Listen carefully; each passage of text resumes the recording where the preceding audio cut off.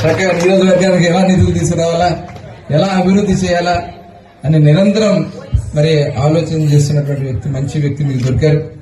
మరి వారి నాయకత్వంలో నాకైతే పూర్తి నమ్మకం, విశ్వాసం ఉంది. ఎందుకంటే ఇవాళ మన తీర ప్రాంతాలు ఇవాళ అభివృద్ధి చెందడానికి అవకాశం ఉంది. ఎందుకంటే బందర పూర్తి అవుతుంది.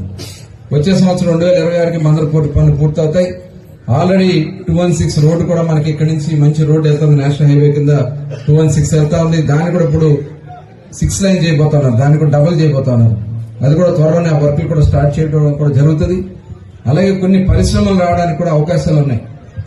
ఆటోమేటిక్ గా పోర్ట్ వచ్చినప్పుడు దానికి అనుబంధ పరిశ్రమలు కూడా వస్తే ఆటోమేటిక్ గా మనకి ఉద్యోగ ఉపాధి అవకాశాలు వస్తాయి.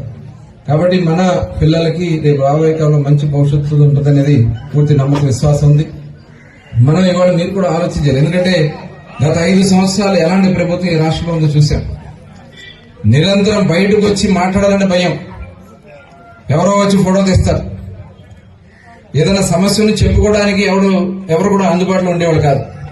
కానీ ఇవాళ కూటమి ప్రభుత్వం ప్రజలకు ఇచ్చినటువంటి ప్రతి హామీ, సూపర్ 6 లో ప్రతి హామీ చేస్తున్నాం. పెన్షన్లు వస్తున్నాయమ్మా అందరికీ. 1వ తారీఖు వస్తున్నారే.